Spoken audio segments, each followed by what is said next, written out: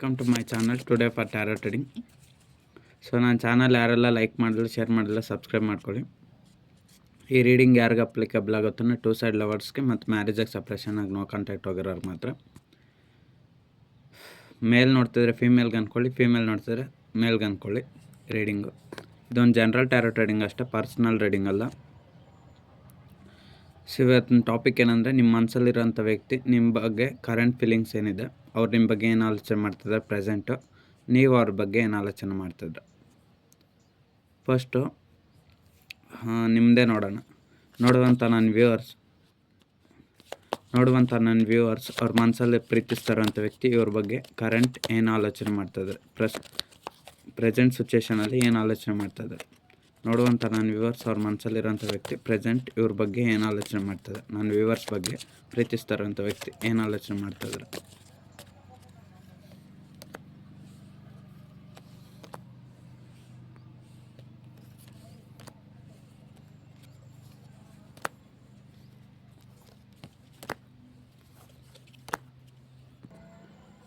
So ನಿಮ್ಮ ಮನಸ್ಸಲ್ಲಿರೋಂಥ ವ್ಯಕ್ತಿ ನಿಮಗೂ ಇಬ್ಬರಿಗೂ ಸಪ್ರೇಷನ್ ಇದೆ, ನೋ ಕಾಂಟ್ಯಾಕ್ಟ್ ಇದೆ, ಹೆಚ್ಚಾಗಿ ಮಾತುಕತೆ ಇಲ್ಲ.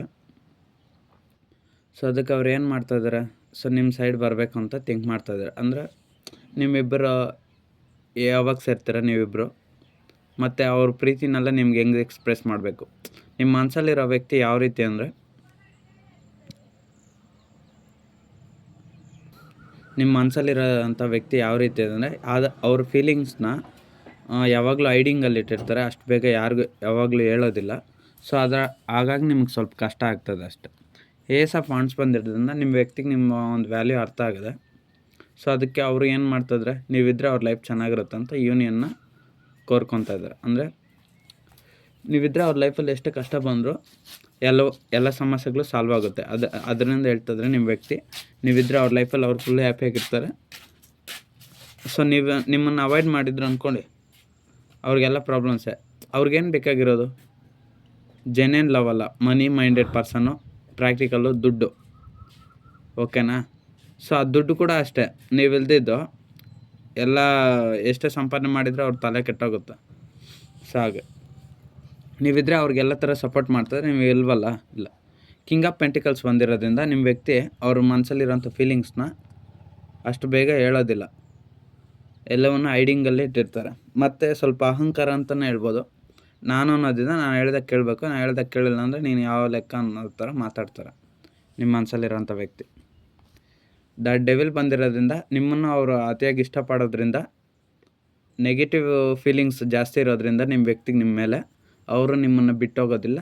ನೆಗೆಟಿವ್ ಫೀಲಿಂಗ್ಸ್ ಅಂತಲೇ ಅಲ್ಲ, ನಿಮ್ಮ ವ್ಯಕ್ತಿ ನೀವು ಅವ್ರಿಗೆ ತುಂಬ ಇಷ್ಟ ಆಗಿದ್ರೆ ಅವ್ರು ನಿಮ್ಮನ್ನು ಬಿಟ್ಟೋಗೋಕ್ಕಾಗೋದಿಲ್ಲ. ಸೊ ಹಾಗಾಗಿ ಯಾವಾಗಲೂ ನೆನಪು ಮಾಡ್ಕೊತಾರೆ. ನೀವು ಅಷ್ಟೇ, ಅವ್ರು ನಿಮ್ಗೆ ತುಂಬ ಅಟ್ಯಾಚ್ಮೆಂಟ್ ಆಗೋಗ್ಬಿಟ್ಟಿದ್ರೆ ಒಬ್ರನ್ನೊಬ್ರು ಬಿಟ್ಟಿರೋದಿಲ್ಲ, ಸುಮ್ಮನೆ ನೆಪ ಮಾತ್ರ ಅಷ್ಟೇ ಬಿಟ್ಟೋಗ್ಬೋದು ಅಂತ. ಇಲ್ಲಿ ಕೆಲವರು ಸಪ್ರೇಷನ್ ಆಗಿ ಮತ್ತು ನೋ ಕಾಂಟ್ಯಾಕ್ಟ್ ಹೋಗಿ 1.5 ವರ್ಷ ಆಗಿರ್ಬೋದು, ಅಥವಾ ಮ್ಯಾರೇಜ್ ಆಗಿ 1.5 ವರ್ಷ ಆಗಿರ್ಬೋದು, ಅಥವಾ ನಿಮ್ಮಿಬ್ಬರ ಮಧ್ಯೆ ಮಾತುಕತೆ ಇಲ್ದಿರೋ 1.5 ವರ್ಷ ಇರ್ಬೋದು, 1.5 year ಆಗಿದೆ.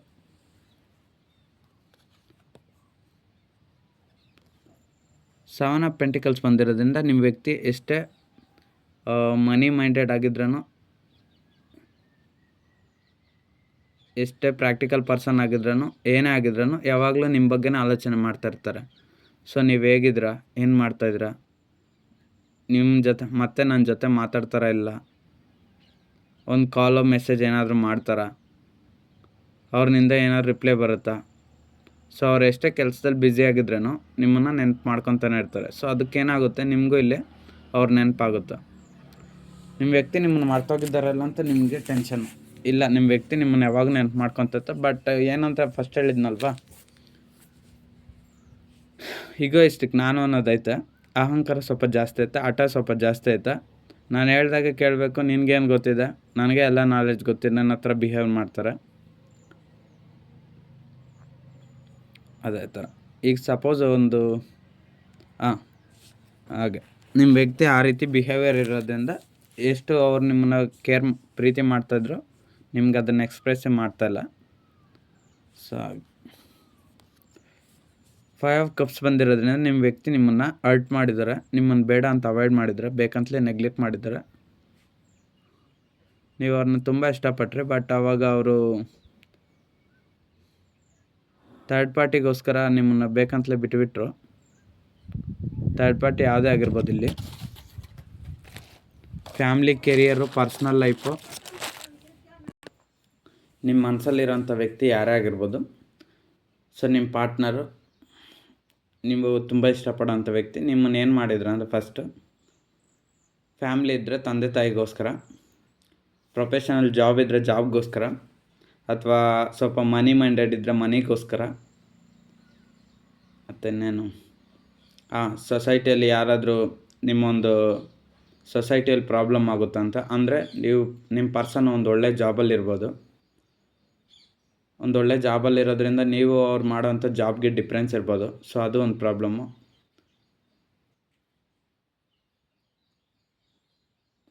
ಮತ್ತು ಫ್ರೆಂಡ್ಸ್ ನಿಮ್ಮನ್ನು ಬೇಡ ಅಂತ ಅವಾಯ್ಡ್ ಮಾಡಿರೋದಾಗಿರ್ಬೋದು, ಅಥವಾ ಪೀಪಲ್ಸ್ ಮಾತು ಕೇಳಿಕೊಂಡು, ರಿಲೇಟಿವ್ಸ್ ಮಾತು ಕೇಳಿಕೊಂಡು ನಿಮ್ಮನ್ನು ಬೇಕಂದರೆ ನೆಗ್ಲೆಕ್ಟ್ ಮಾಡೋದಾಗಿರ್ಬೋದು, ಅಥವಾ ನಿಮ್ಮಿಬ್ಬರ ಮಧ್ಯೆ ಮಿಸ್ಅಂಡರ್ಸ್ಟ್ಯಾಂಡಿಂಗ್, ಮಿಸ್ಕಮ್ಯುನಿಕೇಷನ್ನು.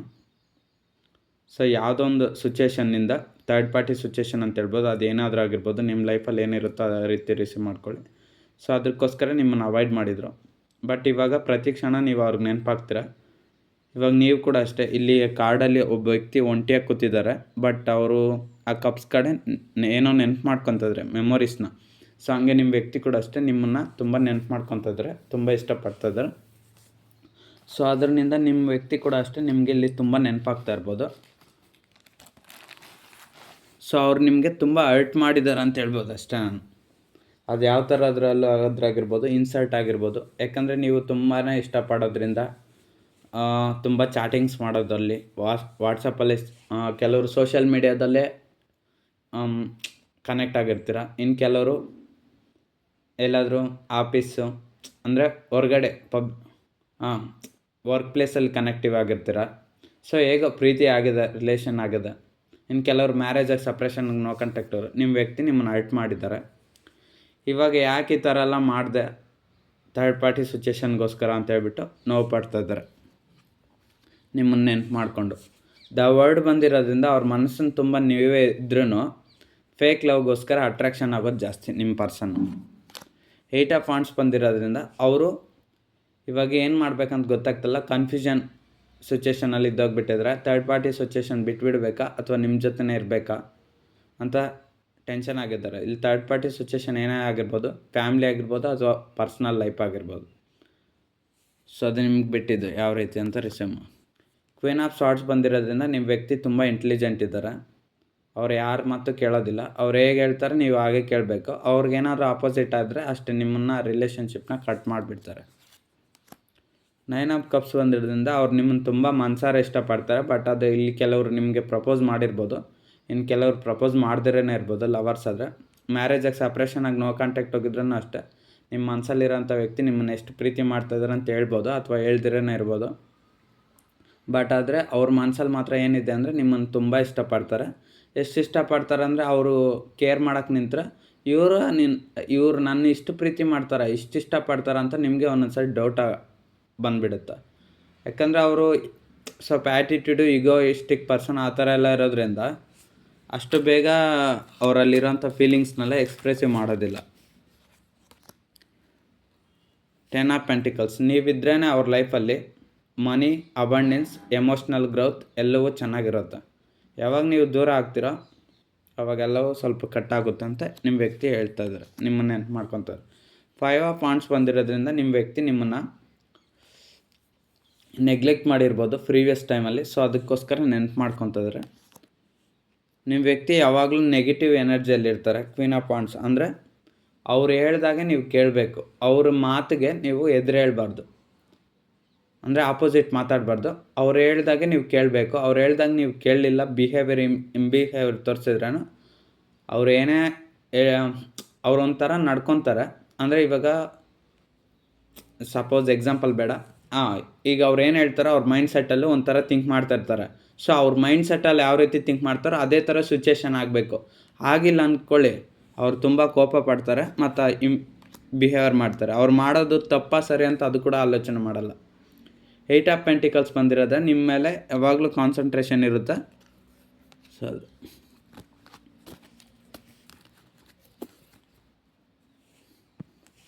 ನೋಡುವಂಥ ನನ್ನ ವ್ಯೂವರ್ಸ್ ಅವ್ರು ಪ್ರೀತಿಸುವಂಥ ವ್ಯಕ್ತಿ ಬಗ್ಗೆ ಏನು ಆಲೋಚನೆ ಮಾಡ್ತಾಯಿದ್ದಾರೆ. ಅವ್ರು ಪ್ರೀತಿಸುವಂಥ ವ್ಯಕ್ತಿ ಬಗ್ಗೆ ಏನು ಆಲೋಚನೆ ಮಾಡ್ತಾಯಿದ್ದಾರೆ. ಸೊ ನೀವು ಪ್ರೀತಿಸುವಂಥ ವ್ಯಕ್ತಿನ ನೀವು ಪಡ್ಕೊಬೇಕಾದ್ರೆ ತುಂಬ ಕಷ್ಟ ಇದೆ ಅಂತ ನಿಮ್ಗೆ ಗೊತ್ತಾಗ್ತಾ ಇದೆ. ಸೊ ಅವ್ರ ಆಟದಿಂದ ನೀವು ಅವ್ರನ್ನ ಪಡ್ಕೊಳಕ್ಕಾಗೋದಿಲ್ಲ ಅಂತ ನೀವು ಯೋಚನೆ ಮಾಡ್ತಾಯಿದ್ರ. 8 ಆಫ್ ಕಪ್ಸ್ ಬಂದಿರೋದ್ರಿಂದ ನೀವು ಪ್ರೀತಿಸಿದಂಥ ವ್ಯಕ್ತಿ ನಿಮ್ಮಿಂದ ಮೂವ್ ಆನ್ ಆದರು. ಸೊ ಅದರಿಂದ ಇನ್ನು ಅವರೇ ಮೂವ್ ಆನ್ ಆದ್ರಲ್ಲ, ಇನ್ನು ನಾನೇನು ಮಾಡೋದು ಅಂತ ನೀವು ಕೂಡ ಮೂವ್ ಆನ್ ಆಗಿಲ್ಲ. ಅವರು ಯಾವ ರೀತಿ ಮಾಡಿದ್ರೋ ನಿಮ್ಮನ್ನು ಬಿಟ್ಟು ಬೇಕಂತಲೇ ಅವಾಯ್ಡ್ ಮಾಡೋದು, ನೆಗ್ಲೆಕ್ಟ್ ಮಾಡೋದು ಎಲ್ಲ ಮಾಡೋದು. ನೀವು ಇವಾಗ ಅಷ್ಟೇ ಅವ್ರನ್ನ ಅವ್ರಿಗೆ ಕಾಂಟ್ಯಾಕ್ಟ್ ಮಾಡ್ತಿಲ್ಲ, ಮೆಸೇಜಸ್ ಮಾಡ್ತಿಲ್ಲ. ಎಷ್ಟೋ ಅಷ್ಟೇ. ಫಸ್ಟ್ ಆದರೆ ಓವರಾಗಿ ಮಾಡ್ತಾಯಿದ್ರಿ, ಇವಾಗ ಸ್ವಲ್ಪ ಕಡಿಮೆ ಮಾಡಿಬಿಟ್ಟಿದೆ, ರೆಡ್ಯೂಸ್ ಆಗಿದೆ. ಇವಾಗ ಒಂದು 10% 20% ಕೇರ್ ಮಾಡ್ತೀರ ಅಷ್ಟೇ ನೀವು. ಫಸ್ಟ್ ಆದರೆ 80% 90% ಮಾಡ್ತಾಯಿದ್ರಿ ಕೇರಿಂಗು. ಇವಾಗ ಅವ್ರು ನಿಮ್ಮನ್ನು ನೆಗ್ಲೆಕ್ಟ್ ಮಾಡಿದ್ರೆ ಎಲ್ಲ ಮಾಡಿದ್ರು. ಸೊ ಅದರಿಂದ ನಿಮ್ಗೆ ಗೊತ್ತಾಗಿದೆ ಎಷ್ಟು ಪ್ರೀತಿ ಕೊಟ್ಟರು ಅವ್ರು ಅಷ್ಟೇ ಮಾಡೋದು ಅಂತೇಳ್ಬಿಟ್ಟು 20% ತಗೊಂಬಂದುಬಿಟ್ಟಿದ್ರ. ಇನ್ನು ಮಾಡಿದರೆ ಅವರೇ ಕಾಂಟ್ಯಾಕ್ಟ್ ಮಾಡಲಿ ಅಂತ. ಇದು ಲವರ್ಸ್ಗೂ ಅಪ್ಲಿಕೇಬಲ್ ಆಗುತ್ತೆ ಮತ್ತು ಮ್ಯಾರೇಜಿಗೆ ಸಪ್ರೇಷನ್ ಆಗಿ ನೋ ಕಾಂಟ್ಯಾಕ್ಟ್ ಹೋಗಿರೋರ್ಗೂ ಅಪ್ಲಿಕೇಬಲ್ ಆಗುತ್ತೆ. ಹಾಗೆ ನಿಮ್ಗೆ ಗೊತ್ತಾಗಿದೆ ನಿಮ್ಮ ಮನಸ್ಸಲ್ಲಿರೋಂಥ ವ್ಯಕ್ತಿ ನಿಮ್ಮ ಲೈಫಲ್ಲಿದ್ದರೆ ನಿಮಗೆ ತುಂಬ ಸಕ್ಸಸ್ ಇರುತ್ತೆ. ಮತ್ತು ನೀವು ಇನ್ನೂ ಒಂದು ಅರ್ಥ ಮಾಡ್ಕೊಂಡಿದ್ರೆ ಏನು ಗೊತ್ತಾ, ನಿಮ್ಮ ಮನಸ್ಸಲ್ಲಿ ಪ್ರೀತಿಸ್ತಾರಂಥ ವ್ಯಕ್ತಿ ಲೈಫಲ್ಲಿ ನೀವಿದ್ದರೆ ಅವರು ಅಷ್ಟೇ, ಅವ್ರ ಲೈಫ್ ಕೂಡ ಚೆನ್ನಾಗಿರುತ್ತೆ. ಅವ್ರು ಯಾವಾಗ ನಿಮ್ಗೆ ಮೋಸ ಮಾಡ್ತಾರೋ, ಅನ್ಯಾಯ ಮಾಡ್ತಾರೋ, ಅವ್ರ ಲೈಫ್ ಕೂಡ ಡ್ಯಾಮೇಜ್ ಆಗಿಬಿಡುತ್ತೆ ಅಂತ ನಿಮ್ಗೆ ಗೊತ್ತಾಗ್ಬಿಟ್ಟಿದೆ. ಸೊ ಅದಕ್ಕೆ 6 ಆಫ್ ವಾಂಡ್ಸ್. ಮ್ಯಾರೇಜ್ ಆದರೆ ನೀವು ಅವ್ರನ್ನೇ ಮದುವೆ ಆಗಬೇಕಂತ ಥಿಂಕ್ ಮಾಡ್ತಿದ್ರೆ. ಲವರ್ಸ್ ಆದರೆ ಇನ್ನು ಸಪ್ರೇಷನ್ ಆಗಿ ನೋ ಕಾಂಟ್ಯಾಕ್ಟ್ ಹೋಗಿದ್ರೆ ಮ್ಯಾರೇಜಾಗೆ ಅವ್ರ ಜೊತೆನೇ ರಿಯೂನಿಯನ್ ಆಗಬೇಕಂತ. ನೈಟ್ ಆಫ್ ಕಪ್ಸ್ ಬಂದಿರೋದ್ರಿಂದ ನಿಮ್ಮ ಮನಸ್ಸಲ್ಲಿ ಪ್ರೀತಿಸ್ತಾರೆ ಅಂತ ವ್ಯಕ್ತಿ ಯಾರಾಗಿರ್ಬೋದು, ಅವರು ನಿಮ್ಮ ಹತ್ರ ಬರ್ದಿರೋದಕ್ಕೆ ಏನು ರೀಸನ್ ಅಂತ ನಿಮ್ಗೆ ಗೊತ್ತಾಗಿದೆ, ಥರ್ಡ್ ಪಾರ್ಟಿ ಸಿಚುವೇಶನ್. ಸೊ ಅದಕ್ಕೋಸ್ಕರ ನೀವು ಅವರು ಇನ್ನು ಥರ್ಡ್ ಪಾರ್ಟಿ ಸಿಚುವೇಶನ್ ಬಿಟ್ಟು ಬರೋಕ್ಕಾಗೋದಿಲ್ಲ ಅಂತ ನಿಮಗೂ ಗೊತ್ತಾಗಿದೆ. ಅದರಿಂದ ನೀವು ಸೈಲೆಂಟ್ ಆಗಿಬಿಟ್ಟಿದ್ರೆ. ಸನ್ ಬಂದಿರೋದ್ರಿಂದ ನಿಮ್ಮ ಮನಸ್ಸಲ್ಲಿರೋಂಥ ವ್ಯಕ್ತಿ ನೀವು ಅವ್ರ ಲೈಫಲ್ಲಿ ಇದ್ದಷ್ಟು ದಿವಸ ಅವ್ರು ಅಷ್ಟೇ ಹ್ಯಾಪಿಯಾಗಿರ್ತಾರೆ, ಅಷ್ಟೇ ಸಂತೋಷವಾಗಿರ್ತಾರೆ. ಯಾವಾಗ ನೀವು ಒನ್ಸ್ ಅಪಾನ್ ಅವರಿಂದ ಎಕ್ಸಿಟ್ ಆಗಿಬಿಟ್ರೆ ಅವ್ರ ಲೈಫೆಲ್ಲ ಸನ್ ಅಂದರೆ ಎನರ್ಜಿ ಆ ಥರ ಚೆನ್ನಾಗಿ ನೋಡ್ಕೊಳೋರು ನೀವು ದೂರ ಆದಮೇಲೆ ಇವಾಗ ಅವ್ರಿಗೆ ಅರ್ಥ ಆಗ್ತಾಯಿದೆ ಅಂತ ನೀವು ಫೀಲ್ ಆಗ್ತಾಯಿದ್ರ. ನಿಮ್ಮನ್ನು ಬಿಟ್ಟು ಅವರು ದೂರ ಇದ್ಮೇಲೆ ಅವರು ತುಂಬ ನೋವು ಪೇಯ್ನ್ ಅನುಭವಿಸ್ತಾ ಇದ್ದಾರಲ್ವ. ಸೊ ಅದಕ್ಕೆ ನೀವು ಅರ್ಥ ಮಾಡ್ಕೊಂಡಿದ್ರೆ ನೀವಿದ್ದರೆ ಅವ್ರ ಲೈಫ್ ತುಂಬ ಹ್ಯಾಪಿಯಾಗಿರುತ್ತೆ ಅಂತ ಅವ್ರಿಗೆ ಗೊತ್ತಾಗೋ ಥರ ಮಾಡಿದ್ದೀರ. ಬಟ್ ಆದರೆ ನಿಮ್ಮ ವ್ಯಕ್ತಿ ಸ್ವಲ್ಪ ಈಗೋಯಿಸ್ಟಿಕ್ ಮೈಂಡು, ಆಟದ ಸ್ವಭಾವದವರು ಇರೋದ್ರಿಂದ ಎಷ್ಟೇ ನೋವನ್ನು ಅನುಭವಿಸ್ತಾ ಇದ್ರೂ ಹೊರಗಡೆ ಮಾತ್ರ ಹೇಳೋದಿಲ್ಲ, ಅವ್ರ ಮನಸ್ಸಲ್ಲೇ ಇಟ್ಕೊಂಡಿರ್ತಾರೆ. ನೀವು ಅಷ್ಟೇ, ಎಷ್ಟೇ ನೋವು ಪಡ್ತಾಯಿದ್ರು ಅವ್ರ ಮುಂದೆ ಸ್ವಲ್ಪ ಅವರು ಇದ್ದರೆ ಅವ್ರ ಹತ್ರ ಹೇಳ್ಕೊತಾಯಿದ್ರಿ. ಬಟ್ ಅವ್ರು ಇಲ್ವಲ್ಲ, ಯಾರ ಹತ್ರ ಹೇಳ್ಕೊಳಕ್ಕಾಗುತ್ತೆ. ಸೊ ಅದಕ್ಕೆ ಟ್ಯಾರೋಟ್ ರೀಡಿಂಗ್ಸು ಎಲ್ಲ ನೋಡ್ತಾ ಇರ್ತೀರ ಅಷ್ಟೆ. ಟ್ಯಾರೋಟು, ಆಸ್ಟ್ರಾಲಜಿ, ವಾಸ್ತು, ಜ್ಯೋತಿಷ್ಯ ಮತ್ತು ದೇವಸ್ಥಾನಕ್ಕೆ ಹೋಗೋದು ಈ ಥರ ಎಲ್ಲ ಮಾಡ್ತಾಯಿರ್ತೀರ. ಇದು ಮ್ಯಾರೇಜಾಗಿ ಸಪ್ರೇಷನಾಗಿ ನೋ ಕಾಂಟ್ಯಾಕ್ಟ್ ಹೋಗಿದ್ರು ಅಷ್ಟೇ. ನಿಮ್ಮ ಮನಸ್ಸಲ್ಲಿರೋಂಥ ವ್ಯಕ್ತಿ ಲೈಫಲ್ಲಿ ನೀವಿದ್ರೇ ಅವರು ತುಂಬ ಚೆನ್ನಾಗಿರೋದು. ನೀವಿಲ್ಲದೆ ಅವರು ಕೂಡ ಅಷ್ಟೇ ಏನು ಹ್ಯಾಪಿಯಾಗಿರಲ್ಲ, ತುಂಬ ಕಷ್ಟ ಅನುಭವಿಸ್ತಾರೆ. 3 ಆಫ್ ವಾಂಡ್ಸ್ ಬಂದಿರೋದ್ರಿಂದ ಇವಾಗ ನಿಮ್ಮ ವ್ಯಕ್ತಿ ಆಲೋಚನೆ ಮಾಡ್ತಿದ್ರೆ ಮತ್ತು ವೆಯ್ಟಿಂಗಲ್ಲಿದ್ದಾರೆ. ನೀವು ಇನ್ನೂ ಅವ್ರ ಲೈಫಿಗೆ ಮತ್ತೆ ಹೋಗ್ತೀರಾ ಅಂತ ಅವ್ರು ನಿಮಗೋಸ್ಕರ ವೆಯ್ಟ್ ಮಾಡ್ತಾಯಿದ್ರೆ. ನೀವು ಅಷ್ಟೇ ಅವ್ರನಿಂದನೇ ಕಾಲ್ ಅಥವಾ ಮೆಸೇಜ್ ಏನಾದರೂ ರಿಪ್ಲೈ ಬರುತ್ತಂತ ನೀವು ಅವ್ರಿಗೋಸ್ಕರ ವೆಯ್ಟ್ ಮಾಡ್ತಾಯಿದ್ರೆ.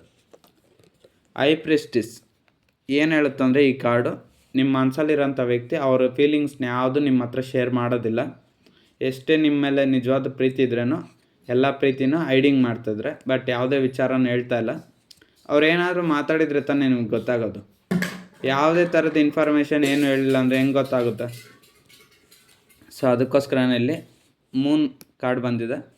ಸೊ ನಿಮ್ಮ ವ್ಯಕ್ತಿ ಅವ್ರು ಏನೇ ತಪ್ಪು ಕೆಲಸ ಮಾಡಿದ್ರು ಅದನ್ನು ಯಾವುದೇ ವಿಚಾರ ನಿಮ್ಗೆ ಹೇಳ್ತಿಲ್ಲ, ಅದು ಪ್ರಾಬ್ಲಮ್ಮು. ಗುಡ್ ಮಾಡಿದರೆ ಓಕೆ, ಒಳ್ಳೆ ಕೆಲಸ ಮಾಡಿದರೆ ಪರವಾಗಿಲ್ಲ. ಏನಾದ್ರು ತಪ್ಪು ಕೆಲಸಗಳು ಮಾಡಿದರೆ ನಿಮ್ಗೆ ಹೇಳ್ಬೇಕಲ್ವಾ. ಸೊ ಅದನ್ನು ಅವ್ರು ಶೇರ್ ಮಾಡೋದಿಲ್ಲ. ನೆಗೆಟಿವ್ ವರ್ಕ್ಸ್ನೆಲ್ಲ ನಿಮ್ಮ ಹತ್ರ ಶೇರ್ ಮಾಡೋದಿಲ್ಲ, ಅದು ನಿಮ್ಗೆ ಇಷ್ಟ ಆಗೋದಿಲ್ಲ. ಸೊ ಅದಕ್ಕೆ ನೀವು ಅವರಿಂದ ದೂರ ಆದರೆ. ಸೊ ಆ ಥರ ಫೀಲಿಂಗ್ಸು ನಿಮ್ಗೆ ಇವಾಗಿದೆ ಅವ್ರ ಮೇಲೆ. ಅವ್ರು ಯಾವುದೇ ವಿಚಾರ ನಿಮ್ಗೇನು ಹೇಳೋದಿಲ್ಲ, ಏನು ಎಂಥದ್ದು ಇಲ್ಲ ಅಂತೇಳ್ಬಿಟ್ಟು ನೀವು ಸೈಲೆಂಟ್ ಆಗಿಬಿಟ್ಟಿದ್ರೆ. ಸೊ ಇದು ನೀವು ಅವ್ರ ಬಗ್ಗೆ ಆಲೋಚನೆ ಮಾಡ್ತಿರೋದು. ಇನ್ನೂ ಏನು ಆಲೋಚನೆ ಮಾಡ್ತಿದ್ರೆ? ಕಿಂಗ್ ಆಫ್ ವಾಂಡ್ಸ್, ಅದೇ ನೀವು ಪ್ರೀತಿಸಿದಂಥ ವ್ಯಕ್ತಿ ನಿಮ್ಮ ಮೇಲೆ ಆಟ ತೋರಿಸ್ತಾ ಇರೋದ್ರಿಂದ, ಅವರಾಗೆ ಯಾವುದೇ ಆ್ಯಕ್ಷನ್ ಇಲ್ಲ, ರಿಪ್ಲೈ ಇಲ್ದಿರೋದ್ರಿಂದ ನೀವು ಕೂಡ ಅಷ್ಟೇ ಇವಾಗ ಅದೇ ಥರದ ಕಂಟಿನ್ಯೂ ಮಾಡ್ತಾಯಿದ್ರು. ಅವರೇ ಯಾವುದೇ ಥರ ಆ್ಯಕ್ಷನ್ ಇಲ್ಲ, ರಿಪ್ಲೈ ಕೊಡಿದ್ಮೇಲೆ ನಾನು ಯಾಕೆ ಆ್ಯಕ್ಷನ್ ಕೊಡಬೇಕು, ರಿಪ್ಲೈ ಕೊಡಬೇಕು? ಅವ್ರು ಯಾವಾಗ ಮಾಡ್ತಾರೋ ಮಾಡಲಿ, ಅವಾಗ ಮಾತಾಡೋಣ, ಕಾಲ್ ಅಥವಾ ಮೆಸೇಜ್ ಅಥವಾ ಏನಾದರೂ ಇನ್ಫಾರ್ಮೇಷನ್ ಏನಾದರೂ ಅಂದರೆ ಅವ್ರ ಕಡೆಯಿಂದ ರಿಪ್ಲೈ ಬಂದಾಗ ನಾನು ರಿಪ್ಲೈ ಮಾಡ್ತೀನಿ ಅಂತ ನೀವು ಕೂಡ ಅಷ್ಟೇ. ಅವ್ರು ಹೇಗೆ ಆಟ ತೋರಿಸ್ತದ ನೀವು ಕೂಡ ಹಂಗೆ ಆಟ ತೋರಿಸ್ಕೊಂಡು ಸೈಲೆಂಟಾಗಿದ್ರು ಅಷ್ಟೇ. ಇವಾಗ ನಾನು ವ್ಯೂವರ್ಸ್ಗೂ ಮತ್ತು ಅವ್ರ ಮನಸ್ಸಲ್ಲಿ ಪ್ರೀತಿಸ್ತಾರಂಥ ವ್ಯಕ್ತಿಗೂ ನಿಯರ್ ಫ್ಯೂಚರಲ್ಲಿ ಏನಾಗುತ್ತೆ? ನನ್ನ ವ್ಯೂವರ್ಸ್ಗೂ ಮತ್ತು ಅವರು ಮನಸ್ಸಲ್ಲಿ ಪ್ರೀತಿಸ್ತಾರಂಥ ವ್ಯಕ್ತಿಗೂ ಈ ಮಂತಲ್ಲಿ ನಿಯರ್ ಫ್ಯೂಚರಲ್ಲಿ ಏನಾಗುತ್ತೆ? ಜಡ್ಜ್ಮೆಂಟ್, ನಿಮ್ಮ ವ್ಯಕ್ತಿ ಕೂಡ ಅಷ್ಟೇ ರಿಯಲೈಸೇಷನ್ ಆಗಿದೆ. ನೀವು ಅವ್ರ ಲೈಫಲ್ಲಿದ್ರೇ ಅವ್ರಿಗೆ ನೀವು ಕಂಪಲ್ಸರಿ ಬೇಕು, ನಿಮಗೂ ಅವ್ರು ಕಂಪಲ್ಸರಿ ಬೇಕು ಅಂತ ಇಬ್ಬರು ಸಪ್ರೇಷನ್ ಆಗಿ ನೋ ಕಾಂಟ್ಯಾಕ್ಟ್ ಹೋದ್ಮೇಲೆ ಒಬ್ರನ್ನೊಬ್ಬರು ಬಿಟ್ಟಿರೋಕ್ಕಾಗ್ತಲ್ಲ ನಿಮ್ಮ ಕೈಯಲ್ಲಿ. ಸೊ ಒಬ್ರನ್ನೊಬ್ಬರು ಅರ್ಥ ಮಾಡ್ಕೊಂಡಿದ್ರೆ ನಿಮ್ಮ ವ್ಯಕ್ತಿಗೂ ಅಲ್ಲಿ ತುಂಬ ಪ್ರಾಬ್ಲಮ್ಸ್ ಆಗಿದೆ, ಇಲ್ಲಿ ನಿಮಗೂ ತುಂಬ ಪ್ರಾಬ್ಲಮ್ಸ್ ಆಗ್ತಾಯಿದೆ. ಇಬ್ರಿಗೂ ಒಬ್ರಿಗೊಬ್ರು ನಿಮ್ಮ ಮನಸ್ಸಲ್ಲಿರೋಂಥ ವ್ಯಕ್ತಿಗೆ ನೀವು ಬೇಕು, ಅವರು ನಿಮ್ಗೆ ಬೇಕು, ಒಬ್ರಿಗೊಬ್ರು ಬೇಕು ಅಂತ ಅರ್ಥ ಮಾಡ್ಕೊಂಡಿದ್ರ. ಸೊ ಅದಕ್ಕೆ ಅವರು ಅವ್ರ ಕೈಲಾದಂಥ ಮ್ಯಾನಿಫೆಸ್ಟೇಷನ್ ಟೆಕ್ನಿಕ್ಸು, ಪ್ರಯತ್ನಗಳು ಏನೇನೋ ಮಾಡ್ತಾಯಿದ್ರೆ, ಇಲ್ಲಿ ನೀವು ಕೂಡ ಅಷ್ಟೇ ನಿಮ್ಗೆ ಯಾರು ಗೊತ್ತಿದ್ದಾರೋ ಅವ್ರ ಹತ್ರ ಎಲ್ಲ ಸಲಹೆ ಕೇಳ್ತಾಯಿದ್ರ. ನಿಮ್ಮ ಕೈಯಲ್ಲಿ ಏನೇನು ಆಗ್ತಾಯಿದೆಯೋ ಆ ಥರ ಎಲ್ಲ ಇನ್ಫಾರ್ಮೇಷನ್ ತಿಳ್ಕೊತಾಯಿದ್ರ. ನೀವು ಏನು ಮಾಡ್ತೀರಾ? ಟ್ಯಾರೋ ಟ್ರೇಡಿಂಗ್ ಸಲಹೆ ತೊಗೊಳೋದಾಗಿರ್ಬೋದು, ಆಸ್ಟ್ರಾಲಜಿ ಸಲಹೆ ತೊಗೊಳೋದಾಗಿರ್ಬೋದು, ಡೈಲಿ ಅವ್ರು ವಾಟ್ಸಪ್ ಚೆಕ್ ಮಾಡೋದು, ಇನ್ಫಾರ್ಮೇಷನ್ ಅಥವಾ ಫ್ರೆಂಡ್ಸ್ ಬಗ್ಗೆ ಕೇಳೋದು, ಇನ್ಫಾರ್ಮೇಷನ್ ಏನೇನೋ ಮಾಡ್ತಾರೆ. ಹಂಗೆ ಅವ್ರು ಕೂಡ ಅಷ್ಟೇ ಮ್ಯಾನಿಫೆಸ್ಟೇಷನ್ ಟೆಕ್ನಿಕ್ ಮಾಡ್ತಾರೆ, ದೇವ್ರ ಹತ್ರ ಹೋಗೋದು ಮಾಡ್ತಾರೆ. ನೀವು ಅಷ್ಟೇ ದೇವಸ್ಥಾನಕ್ಕೆ ಹೋಗೋದು, ನಿಮ್ಗೆ ಏನೇನೆಲ್ಲ ಟೆಕ್ನಿಕ್ಸ್ ಗೊತ್ತಿದೆಯೋ ಅವ್ರನ್ನ ಪಡ್ಕೊಳೋದಕ್ಕೆ ಅದೆಲ್ಲ ಟೆಕ್ನಿಕ್ಸ್ ಎಲ್ಲ ಉಪಯೋಗ ಮಾಡ್ತಾರೆ.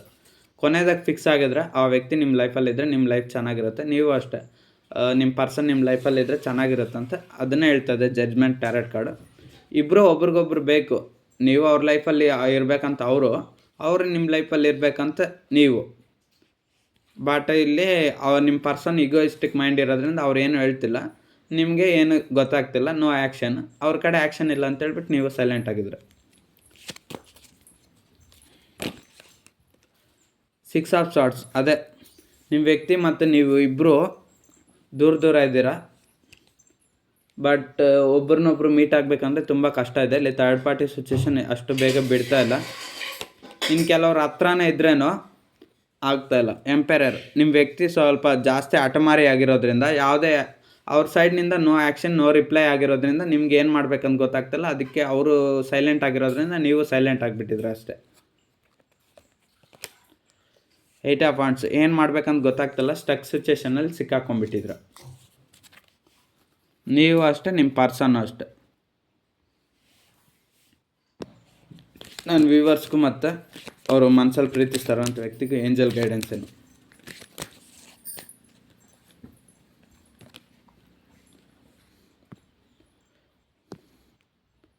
ಸೊ ನಿಮ್ಮ ಮನಸ್ಸಲ್ಲಿ ಪ್ರೀತಿಸ್ತಾರಂಥ ವ್ಯಕ್ತಿಗೂ ಮತ್ತು ನಿಮ್ಗೆ ಏನು ಅಂದರೆ ಗೈಡೆನ್ಸು, ದ ಸಿಚುವೇಷನಲ್ಲಿ ಇಂಪ್ರೂವ್.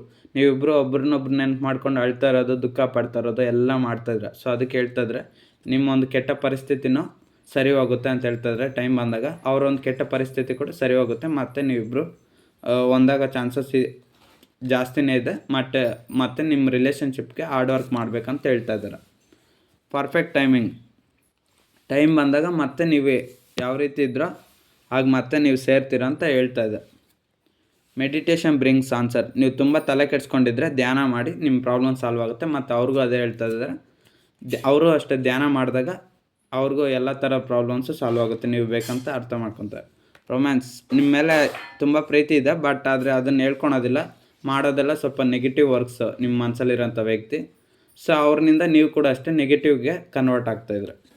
ಕಾಂಪ್ರಮೈಸ್, ಇಲ್ಲಿ ನೀವಿಬ್ಬರು ಕಾಂಪ್ರಮೈಸ್ ಆಗಬೇಕು. ಅವ್ರು ನಿಮ್ಗೆ ಬೇಕು, ನೀವು ಅವ್ರಿಗೆ ಬೇಕು.